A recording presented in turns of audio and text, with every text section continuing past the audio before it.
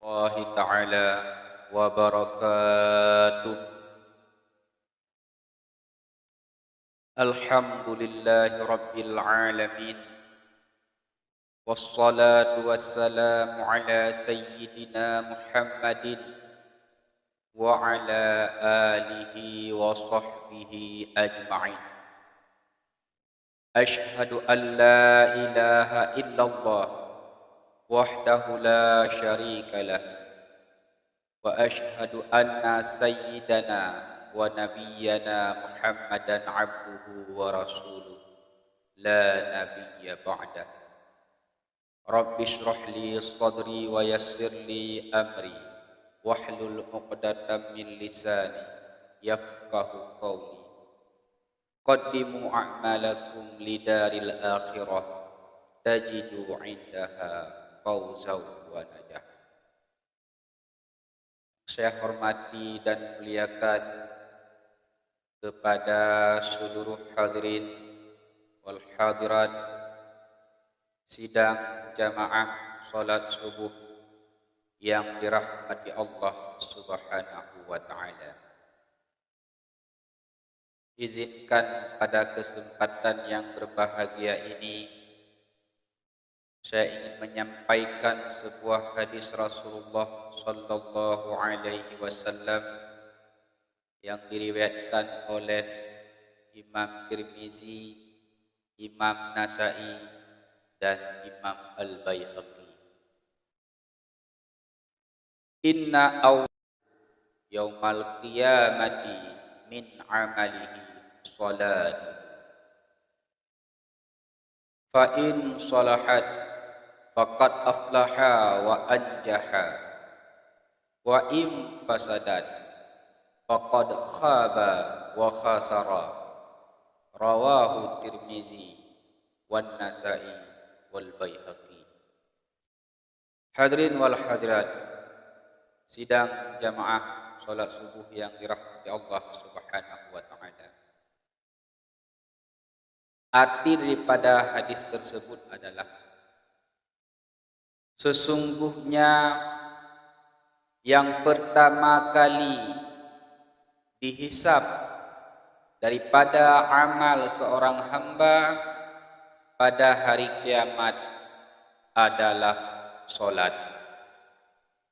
Maka jika apabila solatnya baik, dia akan mendapatkan keberuntungan dan keselamatan. Namun sebaliknya, jika apabila solatnya rusak, maka dia akan rugi dan menyesal di hari kiamat. Kaum muslimin dan muslimat sidang jamaah salat subuh yang dirahmati Allah Subhanahu wa taala. Rasulullah sallallahu alaihi wasallam mengingatkan kepada kita semua umatnya, yaitu bahwasanya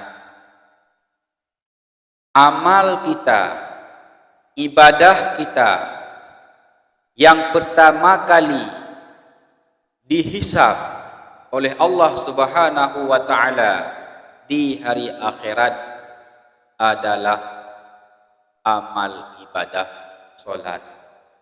Maksud solat di sini adalah solat fardu. Solat sehari semalam 5 waktu. Solat yang di mana Rasulullah SAW menerima langsung, tidak ada perantaraan malaikat Jibril. Menerima langsung daripada Allah Subhanahu wa taala pada saat Isra dan Mi'raj. Maka solat sehari semalam 5 waktu hukumnya wajib dikerjakan oleh setiap mukallaf. Mukallaf artinya oleh orang-orang Islam, orang-orang mukmin, orang Islam yang baligh, orang Islam yang sudah dewasa, bukan kanak-kanak. Kemudian setelah balik orang Islam tersebut berakal, artinya masih waras pikirannya, masih tetap akal, belum jadi orang gila, maka kewajiban solat sehari semalam 5 waktu, yaitu diperintahkan Allah Subhanahu Wa Taala, disyariatkan Allah Subhanahu Wa Taala kepada mukallaf Islam balik dan berakal. Adapun syarat sah untuk solat, yaitu di antara lain berwudu dengan wudu yang sempurna, menghadap kiblat, menutup aurat, suci daripada najis pada pakaian, badan dan tempat, dan begitu juga suci daripada hadas. Setelah itu baru melaksanakan solat fardu sehari semalam waktu, yaitu ada rukun-rukunnya, rukun 18. Apabila solat fardu yang kita kerjakan mencukupi syarat dan mencukupi rukun-rukunnya, maka oleh syarak memutuskan bahawa solat yang kita kerjakan adalah sah. Hati sah yaitu muwafaqah syarak. Apa yang kita kerjakan sesuai dengan anjuran daripada syarak, daripada agama, yaitu pemilik agama Allah Subhanahu Wa Taala. Maka oleh karenanya Rasulullah SAW melanjutkan pada hadis tersebut, jika solatnya baik, maka dia akan mendapatkan keberuntungan dan keselamatan. Maksud baik di dalam hadis ini adalah sah seperti penjelasan yang telah kita uraikan tadi.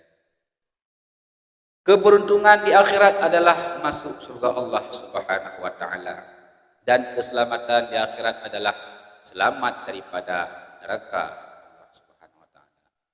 Namun sebaliknya, apabila solatnya rusak, makna rusak dalam hadis adalah tidak sah. Solatnya yang dikerjakan tidak mencukupi syarat-syarat dan rukun-rukunnya, maka orang tersebut akan rugi dan menyesal di hari akhirat kelak. Kaum muslimin dan muslimat sidang jamaah solat subuh yang dirahmati Allah Subhanahu Wa Taala. Lantas timbul pertanyaan, kenapa solat yang pertama kali dihisab di yaumil akhirah? Kenapa tidak puasa Ramadan? Kenapa tidak ibadah haji dan umrah? Dan juga kenapa tidak ibadah zakat? Padahal keempat-empatnya kan merupakan termasuk ke dalam rukun Islam yang 5. Lantas kenapa solat yang pertama kali dihisab oleh Allah di hari akhirat? Tertulis di dalam kitab yang bahwa kenapa bukan haji dan umrah yang pertama kali dihisab? Dikarenakan pensyariatan ibadah haji dan umrah oleh Allah Subhanahu Wa Taala hanya bagi manusia-manusia yang mampu untuk mengerjakannya, tidak kepada semua manusia. Artinya fakir dan miskin tidak wajib melaksanakan ibadah haji dan umrah. Tetapi ibadah haji dan umrah tertentu Allah wajibkan kepada mereka-mereka siapa saja yang mampu untuk berhaji dan umrah. Jadi tidak kepada semua manusia, tidak diwajibkan kepada semua hamba-hamba Allah yang beriman, dan juga tidak diwajibkan kepada semua umat-umat Nabi Muhammad SAW. Namun tertentu pensyariatan ibadah haji hanya kepada mereka-mereka yang mampu, insyaallah Subhanahu Wa Taala. Itu alasannya kenapa tidak ibadah haji yang pertama kali dihisab oleh Allah Subhanahu Wa Taala. Selanjutnya ibadah zakat. Pensyariatan ibadah zakat hanya diwajibkan kepada manusia-manusia yang memiliki harta yang wajib dizakati. Adapun manusia hamba Allah yang memiliki harta yang wajib dizakati tidak seluruhnya. Bukan tidak seluruhnya memiliki harta, namun tidak seluruhnya umat Muhammad memiliki harta yang sampai nisab, yang wajib untuk dikeluarkan zakat. Hanya pensyariatan zakat bagi mereka-mereka yang memiliki harta yang lebih, yang dikenakan zakat, yang wajib dizakati setiap tahunnya, tidak kepada semua manusia. Maka fakir miskin tidak termasuk ke dalam golongan yang diwajibkan dizakati pada harta fakir dan miskin. Artinya pensyariatan zakat yaitu tidak menyeluruh kepada umat Muhammad, hanya kepada umat tertentu yang hartanya wajib dizakati. Selanjutnya, kenapa tidak ibadah puasa Ramadan yang pertama kali dihisab di yaumil akhirat? Dikarenakan di antara syarat-syarat atau ketentuan-ketentuan wajib berpuasa Ramadan yaitu dituliskan di dalam kitab Al-Qudratu, artinya sanggup, mampu, sanggup untuk melaksanakan berpuasa, maka wajib. Adapun apabila umat-umat Muhammad, hamba-hamba Allah yang sudah uzur, yang sudah tidak mampu untuk mengerjakan puasa Ramadan, maka tidak diwajibkan bagi umat Muhammad yang sudah uzur, yang tidak mampu melaksanakan ibadah puasa Ramadan. Maka pensyariatan ibadah puasa Ramadan juga tertentu kepada manusia-manusia yang mampu untuk mengerjakan. Adapun mereka itu yang tidak mampu, umpama sakit yang tidak diharapkan sembuh, atau sakit kronis yang sudah divonis oleh dokter, maka karena tidak sanggup mereka yang sakit untuk berpuasa, maka tidak wajib berpuasa Ramadan pada mereka. Namun ketika selesai Ramadan, mereka wajib membayar fidyah sebagai pengganti ibadah puasa yang tertinggal selama mereka sakit di bulan suci Ramadan. Artinya tidak menyeluruh kepada semua, hanya orang-orang yang sanggup berpuasa yang diwajibkan berpuasa. Adapun mereka yang tidak sanggup, maka tidak diwajibkan. Makanya berpuasa di Ramadan juga tidak termasuk amal yang pertama kali dihisab di hari kiamat. Maka oleh karena demikian, layak dan pantas bahwa solat pertama kali dihisab di hari akhirat. Dikarenakan ibadah solat Allah wajibkan kepada seluruh mukallaf, baik dia fakir, baik dia miskin, baik dia mampu atau tidak mampu, tetap diwajibkan solat. Madama aqluhu sabitan, selama akal masih ada, maka tetap diwajibkan solat. Kecuali bagi mereka itu perempuan yang sedang berhalangan, maka tidak wajib solat. Adapun pada kaum lelaki, ayah, tetap diwajibkan solat. Sehingga di dalam kitab dijelaskan, jika tidak mampu berdiri untuk mengerjakan solat fardu, memang rukun solat fardu salah satunya yaitu berdiri. Namun jika ada seseorang yang sudah uzur, tidak mampu berdiri, maka dibolehkan duduk. Dibolehkan solat sambil duduk. Namun ada ketentuan-ketentuannya. Tidak boleh serta-merta langsung duduk.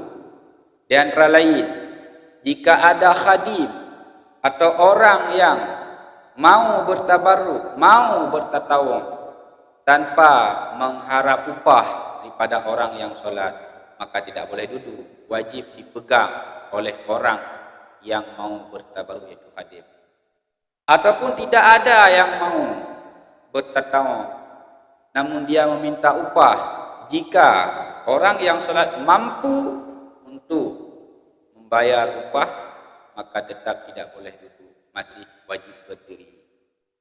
Namun jika tidak ada orang yang mau meminta upah yang lebih tinggi sehingga orang solat tidak mampu untuk membayar, baru dibolehkan duduk. Tidak sanggup duduk, namun kewajiban solat tetap, yaitu sambil tidur. Tidur pun tidak sanggup. Keadaan tidur, tidak sanggup solat dalam keadaan tidur, maka dibenarkan oleh syarak solat dalam keadaan berbaring. Berbaring pun tidak sanggup. Semua anggota fisik sudah tidak berfungsi lagi. Tinggal mata yang masih berfungsi. Tetap wajib solat isyarah dengan mata. Misalnya ini takbir, ini Fatihah, ini ruku, ini sujud dan lain sebagainya. Mata pun tidak sanggup untuk melaksanakan solat dengan isyarat. Hati, karena manusia yang masih hidup, hati tetap masih berfungsi, maka isyarat hati. Artinya ibadah solat fardu wajib dikerjakan dalam kondisi fisik apapun. Tidak ada air untuk berwudu, tayamum pun tidak ada tanah, maka tidak ada alasan untuk meninggalkan solat fardu, yaitu solat hormat waktu. Maka oleh karena demikian pantas dan layaklah ibadah solat satu-satunya, yaitu ibadah umat Islam yang pertama kali dihisab oleh Allah Subhanahu wa taala di hari akhirat. Maka hanya inilah sedikit nasihat singkat pada subuh yang berbahagia ini. Mudah-mudahan jadi bahan renungan bagi kita semua, bermanfaat bagi kita semua. Saya akhiri dengan wabillahi taufik wal hidayah. Wassalamualaikum warahmatullahi wabarakatuh.